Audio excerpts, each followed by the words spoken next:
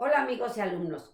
Seguimos en casa protegiendo especialmente a nuestros padres y a los ancianos del COVID-19, porque son ellos los que tienen menos defensas ante esta enfermedad. Hoy les platicaré de algo triste, pero real, que también es y ha sido una pandemia mundial: la violencia dentro de las familias. Esta violencia generalmente es ejercida por aquellos que deberían ser los protectores, pero que se convierten en los agresores.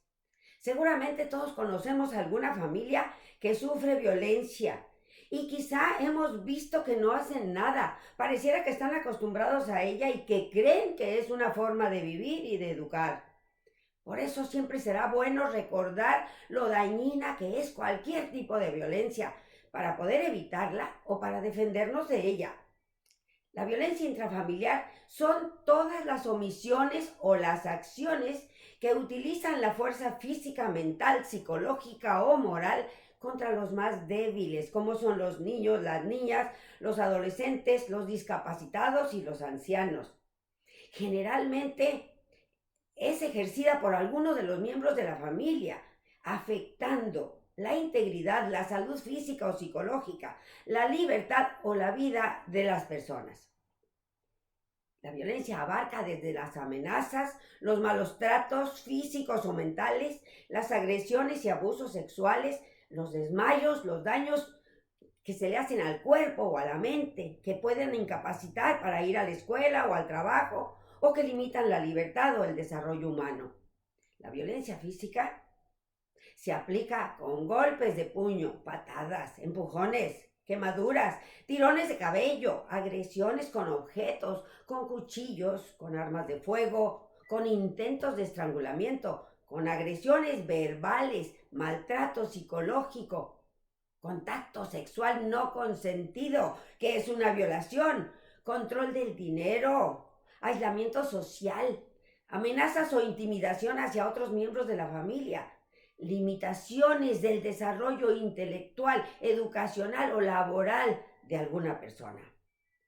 Y todo aquello que lleve a una persona a requerir de atención médica o ayuda psicológica será violencia. Es más común que la violencia intrafamiliar o en la familia se dé en familias de escasos recursos, como en aquellas que viven situaciones precarias y que carecen de agua potable, de drenaje, de servicio telefónico, de refrigerador o de estufa, etcétera. Pero no es exclusiva de esos sectores. La violencia intrafamiliar trasciende las barreras culturales, religiosas, sociales, generacionales. Se da en todo el mundo y en todas las clases sociales. Esas conductas violentas, que son las amenazas, las ofensas, se aprenden en la familia. Los hijos las repiten cuando de grandes forman su propia familia. De manera que la violencia doméstica se perpetúa de generación en generación. En una familia que trata con insultos y golpes a un niño o niña porque molesta o se equivoca, están programando a esos niños para que hagan lo mismo cuando sean grandes. Está comprobado que en la edad adulta, las hijas de mujeres que fueron víctimas de la violencia tienen más probabilidad de sufrir el mismo tipo de agresiones, y los hijos varones de esas mujeres son los más propensos a perpetrarlos. De acuerdo a la Secretaría de Gobierno, las llamadas al 911 que piden ayuda por violencia doméstica han aumentado a partir de abril, mayo para acá en más del 100% en estos meses de confinamiento. Esto se debe, claro, que al aumento de los niveles de estrés, por estamos todos encerrados, estamos todos en casa. Nos mantiene en un estado emocional alterado y permanente de temor y de enojo, de frustración. De manera que muchos hogares mexicanos se están convirtiendo en los lugares más inseguros para los niños, a los adolescentes, para las mujeres, para los discapacitados y los ancianos. Todas las personas tenemos el riesgo de reaccionar con violencia ante el miedo o la frustración de las situaciones de crisis. pero debemos aprender a descargar esas emociones negativas a través de medios que no dañen a las personas, ni a las cosas, ni a nosotros mismos. Aunque la violencia en la familia es una realidad palpable, existe la tendencia de mantenerla oculta por vergüenza y temor al riesgo de más violencia o de muerte.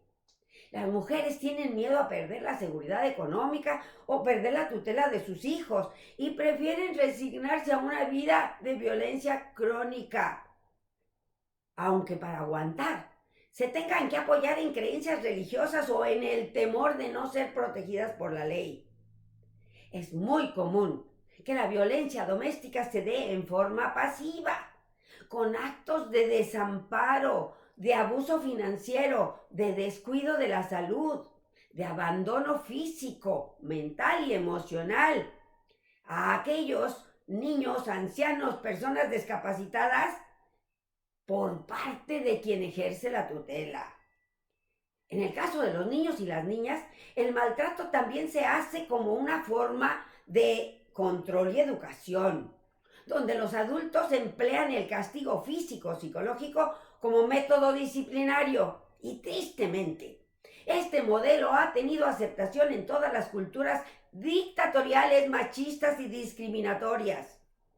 Recordemos que la violencia intrafamiliar es un delito que debe desenmascararse y castigarse. Es un delito. Es importante impedir que los hijos intervengan o defiendan a la madre. Lo que sí es recomendable es que les enseñen que su tarea es denunciar al agresor. Porque aunque el agresor fuera uno de los padres, está cometiendo un delito y deben ser las autoridades quienes se encarguen de intervenir.